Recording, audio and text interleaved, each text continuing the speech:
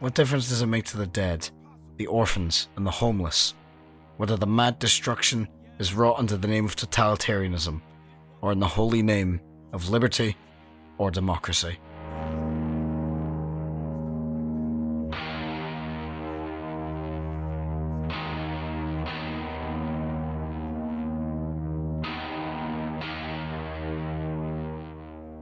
Spec Ops: The Line, a game that has been praised for years for its story that stands out from games of its kind.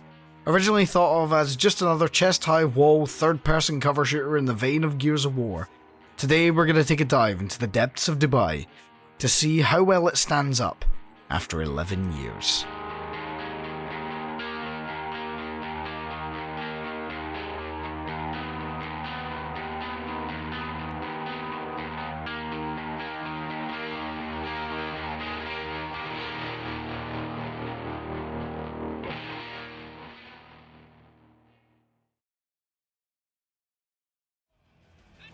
Let's flash back to the gaming landscape in 2012.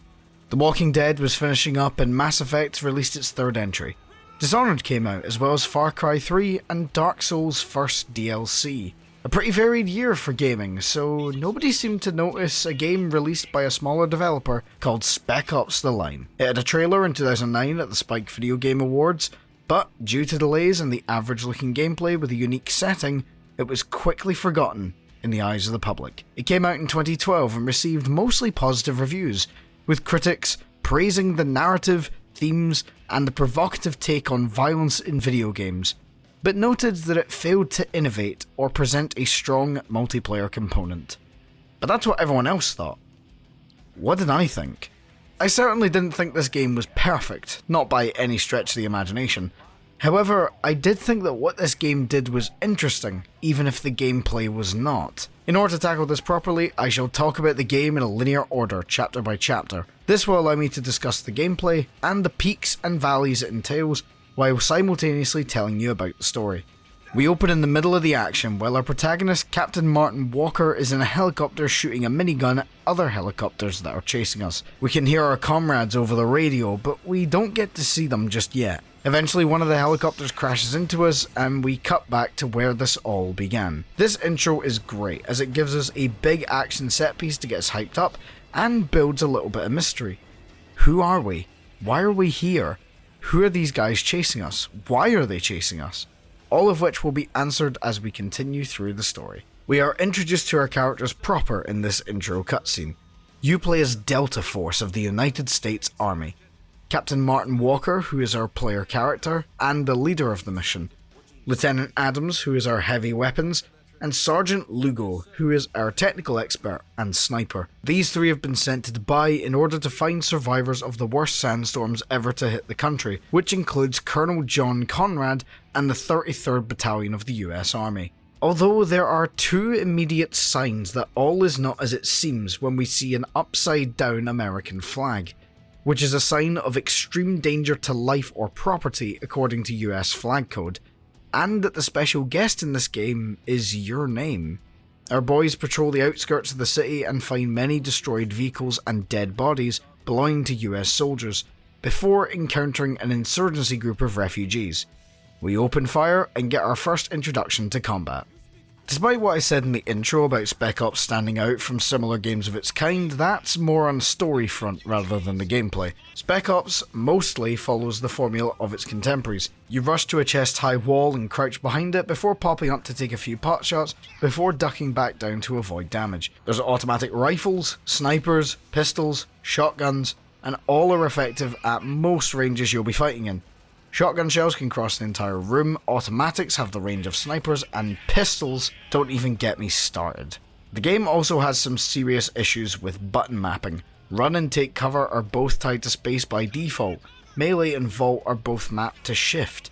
I swapped these round, but these actions should not be double mapped. There is no reason for melee and vault to be on the same button. These two actions are not related at all and just led to occasional frustration. Swapping weapons is mapped to E, which was weird to get used to, but not the worst since you can only carry 2 weapons at a time. Meanwhile, the usual scroll wheel is mapped to switch through grenades, which I have no issue with. One mechanic that makes the game stand out from its peers is that because of all the fucking sand, you can temporarily blind your enemies, allowing you to push forward by throwing a grenade, which introduces another combat choice. Do you use your grenade to kill enemies, or to blind them and move forward? There are also designated areas that allow you to break glass to destroy your enemies with powerful waves of sand. This sounds interesting and does stand out from other games, but unfortunately in execution, it's basically just an area of effect attack. We fight through the outskirts of Dubai and discover that the insurgency is killing the American soldiers in the city. We decide to head further in to look for more survivors. Chapter 2 involves fighting through more buildings and finding out there's a DJ broadcasting across Dubai, but the weird thing is that he's American. We find ourselves in a massive firefight when a sandstorm hits and the ground from beneath us falls out and we enter the hotel.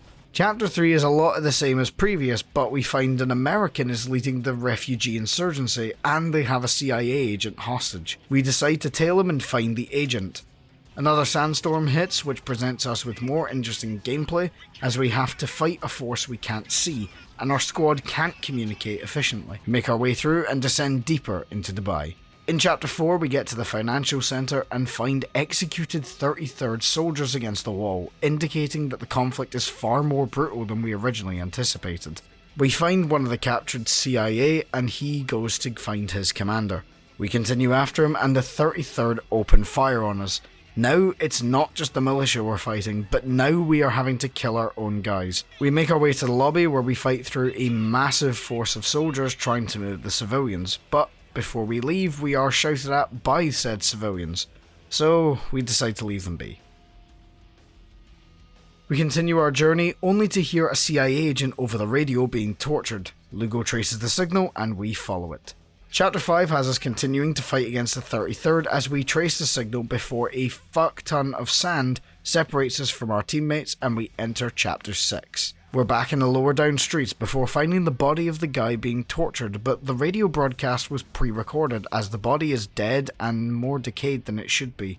We are put in contact with another CIA agent called Gould, who saves us from the 33rd and we fight to meet up with him. Chapter 7. We get our first glimpse at the effect of white phosphorus and what it can do to people as we fight through a hot zone being bombarded with it. We wander through dying soldiers of the 33rd and even fight through certain zones. Later on we have to choose an approach to save Gould between Adams or Lugo. Both had a good plan, but I decided Adams' plan was a little smarter, but it did lead to Gould's death. We find a map on him that contains some of his plans, so we head to a gate that is written down. This is where tensions start to rise between our cast and they start to infight, but they stay together for the sake of the mission. Chapter 8 now. We reach the gate, which turns out to be an evacuation zone, and we come to the most infamous scene in the whole game. White phosphorus. Now, this scene was incredibly shocking upon the game's release, but didn't affect me personally. The game forces you to walk through the aftermath of your white phosphorus attack, making you see the destruction you've caused and making you feel bad for it, especially when you realise you hit a crowd of civilians in the crossfire. This section clearly emulates the AC-130 mission from the original Modern Warfare and tries to have the impact of the nuke scene from the same game, but for me it fell flat as there's no other way to progress. You have no choice and the game even says so. You've seen what this shit does. You know we might not have a choice, Lugo. There's always a choice. No, there's really not. You could fight, but you'll get nowhere. So when the game is guilt-tripping me, I don't feel like I did something wrong. I was simply doing what the game was designed for me to do. The trick is simple and it may work for some, but for me it just didn't land, even with the visuals on my screen. We come to a room with Conrad's command team and pick up a radio which allows Conrad to talk to us for the rest of the game. We hear his insane ramblings and he talks to us about the events going on as we fight through the rest of Dubai. In Chapter 9 we make another choice. A man who stole water, or a soldier who apprehended the man but killed the civilian's family while doing it. We are surrounded by snipers and soldiers, so we have to decide who to kill. I chose the soldier. We fight more 33rd in a sandstorm and continue onward after it passes, and now we have our primary mission to take out Conrad. In Chapter 10 we find Agent Riggs and team up with him to steal water trucks and take control of the water supply in Dubai to cripple the 33rd, eventually leading to us standing on the side of water trucks shooting a grenade launcher, which was a lot of fun. Unfortunately, The 33rd overwhelm us and Riggs decides to crash the water trucks, dooming everyone in Dubai to die within the next few days. Chapter 11 starts with us separated from our squad again, and we have the choice to kill Riggs as he's pinned under a truck. I didn't allow him the release of death and just walked away, leaving him to burn under the truck he crashed. We find Adams and Lugo again, fight through a shopping mall until we get intel on where the American radio man from earlier is, and we head there to take him out. Chapter 12, we fight across the Dubai rooftops until we reach a helicopter and finally catch up with the opening helicopter chase. The helicopter eventually crashes and Walker has a weird vision of the tower in Dubai as Conrad talks to us about all the violence we have caused.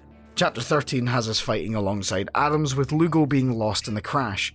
We track him down through a radio signal and make our way to him only in time to see him being hung by a crowd of civilians. We shoot him down and try to revive him, but Lugo dies. This scene actually hit me harder than the white phosphorus scene, as we've been alongside Lugo the whole game, and he was a vital part of the team, and now we have to finish the fight without him. The game gives us a choice in this section to shoot civilians or in the air to disperse them. I decided to shoot into the air. Chapter 14 is the final combat gauntlet, and there's no other way to describe it.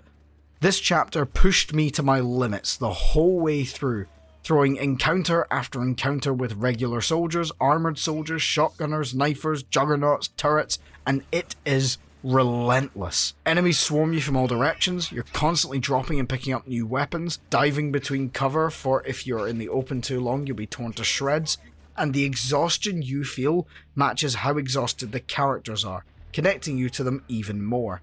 It ends with a helicopter strafe and us being offered a surrender by Conrad, which Adams refuses and he is killed, but not before he pushes us away and tells us to escape.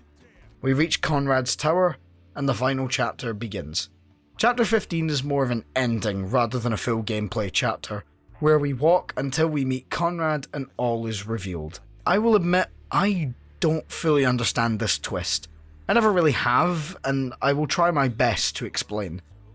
Conrad was dead all along, and every time we've heard from him has all been in Walker's head, as well as seeing a vision of him in this final cutscene. Many moments throughout the story didn't happen as we perceived them. We never had orders to enter Dubai. We were meant to recon and head home, but instead we went looking for survivors. The civilian and soldier we chose between were already dead. We turned our squad mates into killers with the white phosphorus scene, and what we saw in Dubai was so horrific that Walker created this vision of Conrad to put the blame on someone for the things he did, and our squad mates had noticed but stuck by our side regardless. The game ends with us holding a gun, and we can choose to shoot the vision of Conrad or Walker. I decided to kill Walker, as killing Conrad would be to deny what I had done and live the lie Walker had created. I thought it best to end it all here, and let Dubai die.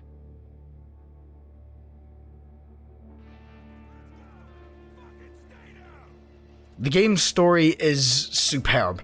Everything you do builds together to create this really cool and engaging narrative to uncover, but the effect is obviously lost on subsequent playthroughs since you already know the twist.